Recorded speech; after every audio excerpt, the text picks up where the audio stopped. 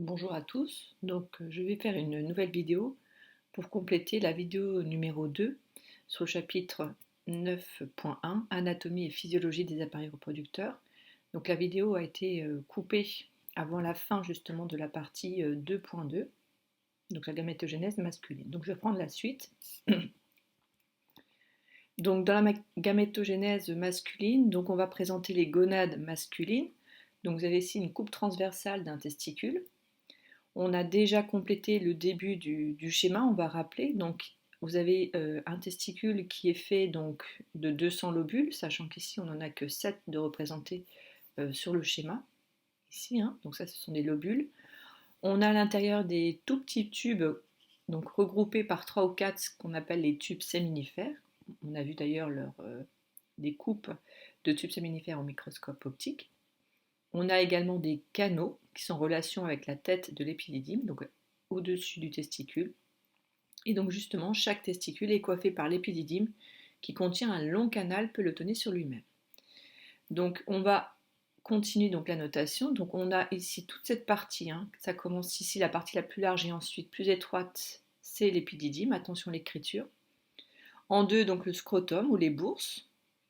En 3, ce sont les petits tubes séminifères, donc qui sont dessinés ici en rouge.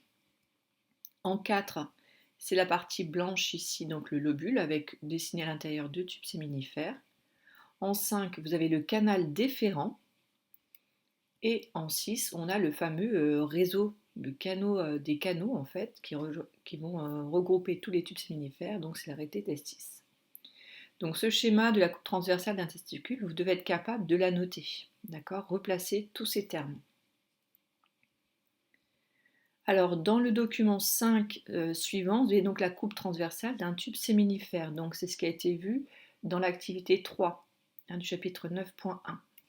On retrouve ici un tube séminifère, une partie du tube à droite. On en a un autre ici en haut à gauche et un autre un petit peu, donc vraiment une toute petite partie en bas à gauche. Donc là, ce qui est important, c'est de voir, donc pour un tube séminifère ici, donc la paroi du tube séminifère, donc cette largeur-là, et puis ce qui se passe ce qu'il y a entre les tubes séminifères. Donc ça on l'a vu sur une photo de microscopie et on a également à noter. Donc ici on va avoir un descriptif et on va ensuite annoter les chiffres de 1 à 8. Donc ce sont même la spermatide qui est déjà notée, vous devez également la connaître. Donc chaque tube séminifère, donc il y en a vraiment beaucoup hein, au niveau de chaque lobule testiculaire, est formé d'une paroi. Donc la paroi, c'est cette partie-là. On peut la mettre, c'est l'épaisseur ici, hein, avec une double flèche. Et elle est constituée de plusieurs couches. Donc là, on a une première couche, la couche 4.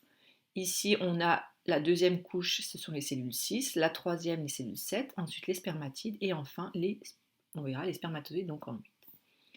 Et on a cette fameuse lumière, là où se trouvent justement les cellules les plus matures, donc les gamètes masculines, donc qui sont les spermatozoïdes.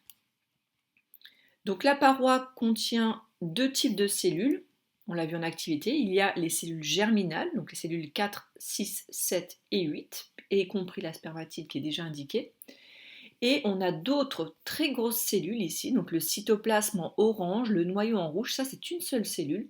On a une deuxième cellule ici, également avec son noyau, son nucléole et son cytoplasme avec les petits points. Alors les petits points, ce sont a priori des nutriments, hein, puisque justement ces cellules ont un rôle très important puisqu'elles vont fournir les nutriments aux cellules germinales qui sont à côté d'elles. Et ces cellules qui ont un rôle nourricier, ce sont les cellules de Sertoli. Donc ça c'est très très important. Donc on le verra tout à l'heure, on va la noter. Donc ce sont les cellules ici avec le cytoplasme orange. Donc de très longues cellules qui font toute la largeur, l'épaisseur de la paroi. On en voit une ici et une autre ici. Les tubes séminifères sont entourés d'un tissu conjonctif en 3 qui contient les cellules de Leydig. Attention également à l'écriture, donc les deux portent des majuscules. Et on a également des capillaires sanguins qui sont également ici représentés en coupe. On va donc annoter le nom de toutes les cellules sur le document 5. En tout premier, c'est un capillaire sanguin ou vaisseau sanguin en coupe transversale. Et en 2, on est au niveau du tissu conjonctif hein, qui se situe entre les tubes séminifères. En 2, ce sont les cellules de Leydig. On l'a déjà vu hein, en activité, sont cellules qui vont sécréter la testostérone, donc l'hormone masculine. Donc en 3, c'est le tissu conjonctif, c'est-à-dire donc tout le tissu qui est entre les tubes séminifères.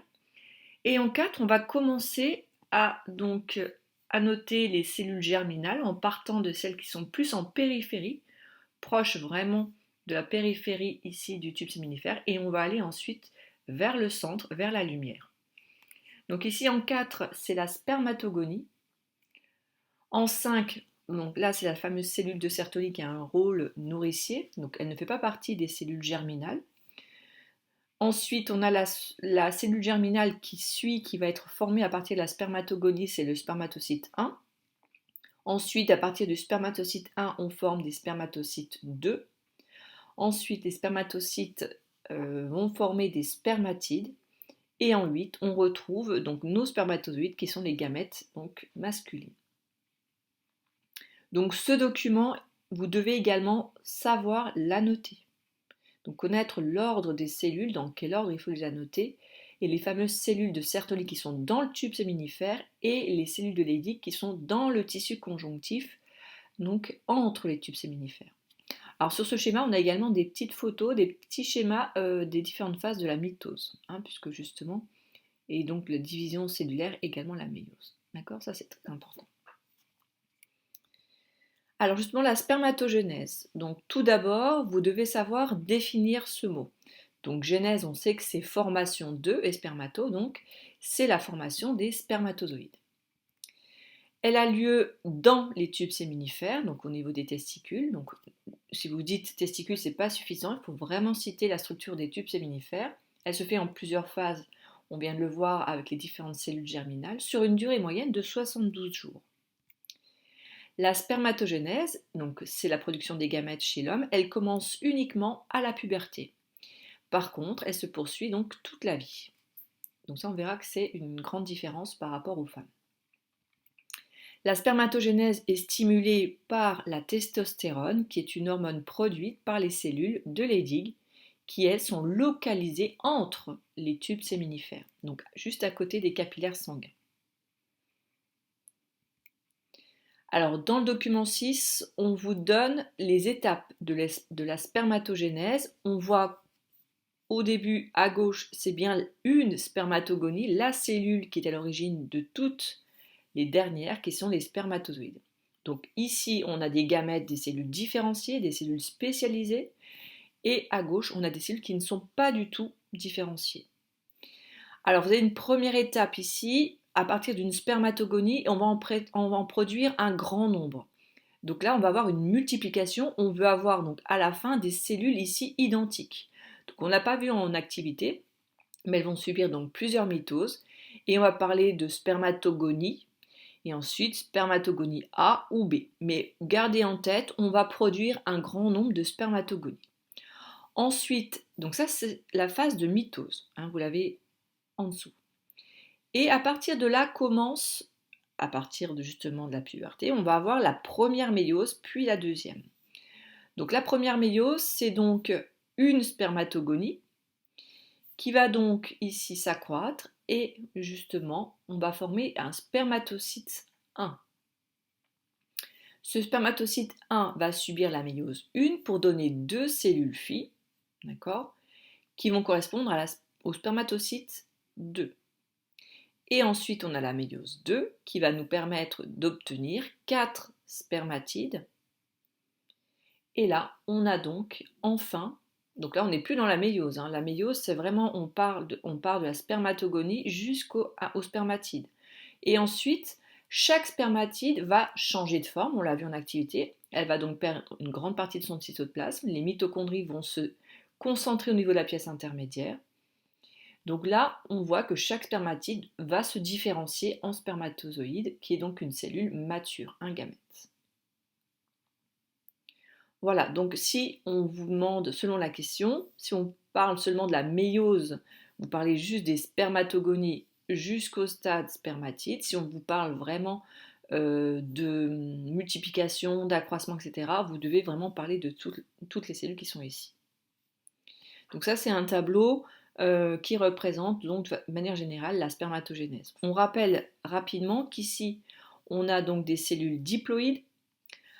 Au début de la méiose 1, on a toujours une cellule diploïde et à la fin de la méiose 1, on a des cellules haploïdes. Mais les chromosomes ont 2 chromatides et les spermatides, elles, donc après la méiose 2, elles ont également N chromosomes, donc 23 chromosomes, mais chaque chromosome ne possède plus qu'une seule chromatide. Donc méiose 1 et méiose 2, je vous renvoie au tableau de la méiose, il faut vraiment savoir à quoi correspondent les 2 divisions de la méiose. Alors, vous avez ici donc les spermatogonies, donc c'est un petit rappel, hein, mais c'est exactement ce qu'on vient de dire. Je présente rapidement les 4 ou 5 mêmes cellules de la lignée germinale. Les spermatogonies en périphérie du tube se multiplient par mitose. Chaque cellule souche produit des spermatogonies A et les A ensuite se divisent encore pour donner des spermatogonies B. La spermatogonie B est la seule à poursuivre le processus, c'est-à-dire qu'elle va s'accroître et devenir un spermatocyte 1. Le spermatocyte 1 subit la première division de la méiose, donc le spermatocyte 1 est diploïde et il produit 2 spermatocytes 2 qui lui est devenu haploïde. Donc il n'a plus que la moitié des chromosomes, donc plus que 23. Mais à ce stade-là, les spermatocytes 2 ont toujours 2 chromatides. Le spermatocyte 2, lui, qui était haploïde, va subir la deuxième division, donc la division équationnelle de la méiose 2, et va produire donc 2 spermatides, et chaque spermatide va récupérer une chromatide de chaque chromosome. Donc les spermatides sont également haploïdes, mais possèdent des chromosomes à une seule chromatide. Ensuite, la spermatide ne se divise plus, elle va juste subir la différenciation, elle va se spécialiser, elle va donc changer de forme. La spermatide est plutôt arrondie, elle va devenir donc allongée, on l'a vu dans le schéma du spermatozoïde, on le verra juste après. Elle va perdre une grande partie de son cytoplasme et en plus les mitochondries vont se déplacer pour se localiser uniquement au niveau de la pièce intermédiaire, c'est-à-dire la partie qui est entre la tête et le flagelle du spermatozoïde. Et enfin, donc, le spermatozoïde, lui, va quitter la paroi et va rejoindre la lumière du tube séminifère. Dans le document 7, vous avez donc la différenciation de la spermatide ou du spermatide en spermatozoïde. Donc ici, le jeune spermatide en stade 1, donc une cellule que l'on a l'habitude de voir avec un noyau bien arrondi, une cellule bien ronde. On a donc dans cette jeune spermatide donc l'appareil de Golgi et on voit également des mitochondries qui ne sont pas ici à noter. Alors dans le stade 2 et 3, vous avez en fait des centrioles qui sont placées ici et en 3 surtout on voit l'apparition, le début d'apparition du flagelle.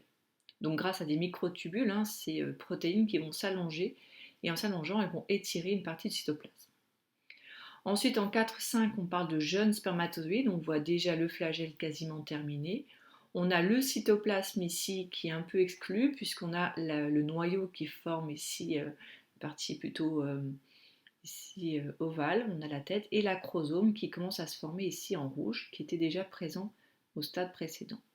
Et les mitochondries commencent à s'organiser au niveau de la partie intermédiaire. Ici on voit donc tout le cytoplasme qui est en excès, qui va être ensuite éliminé, et on voit ici donc le 7 et 6, 6 on a encore la forme en train de subir la maturation, puisqu'on a encore un petit peu de cytoplasme en excès qui va partir donc pour avoir la forme mature, donc le spermatozoïde en 7. On voit bien donc en 6 ici l'acrosome en rouge qui recouvre le noyau avec sous forme de tête d'ogive, la pièce intermédiaire avec toutes les mitochondries bien organisées et ensuite le flagelle, la queue du spermatozoïde. Et là on retrouve ici le schéma que l'on a vu en activité. Donc ce schéma il va falloir savoir le refaire et la noter correctement. Donc pour la différenciation du spermatide en spermatozoïde, tout d'abord les vésicules golgiennes fusionnent et constituent l'acrosome. Donc là on a l'appareil de Golgi et au fur et à mesure l'appareil de Golgi toutes les vésicules vont fusionner pour former ici l'acrosome qui est vraiment riche en enzymes qui va permettre la dégradation de la zone pellicide autour de l'ovocyte. On a le flagelle qui apparaît et s'allonge le long des microtubules avec des microtubules et l'excès de cytoplasme est éliminé. Donc ce qui entraîne un changement de forme puisque si on regarde au départ la jeune spermatide est bien ronde et le spermatozoïde est une cellule allongée et fine. Vous avez ici donc le schéma d'un spermatozoïde, il faut savoir le refaire. On retrouve l'acrosome ici en vert, le noyau qui remplit quasiment toute la tête, qui contient le matériel génétique, la pièce intermédiaire avec toutes les mitochondries qui sont ici en jaune. On a donc le flagelle ici, et les mitochondries produisent de l'énergie nécessaire à la rotation du flagelle, permettant le déplacement du spermatozoïde. Donc le spermatozoïde est une cellule hautement différenciée, donc très particulière qui ne ressemble à aucune autre. Elle est constituée donc d'une tête qui a un diamètre d'environ 5 micromètres, qui contient un noyau et un acrosome qui est très riche en enzymes, je répète, qui sont capables de dégrader les molécules qui entourent donc l'ovocyte.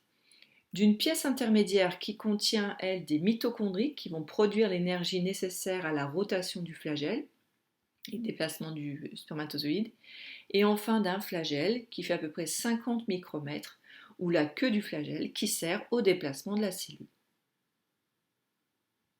Voilà, donc nous avons terminé la deuxième vidéo sur le chapitre 9.1. Donc j'espère que vous avez réussi à compléter votre cours. N'hésitez pas à poser vos questions en cours ou en commentaire de cette vidéo.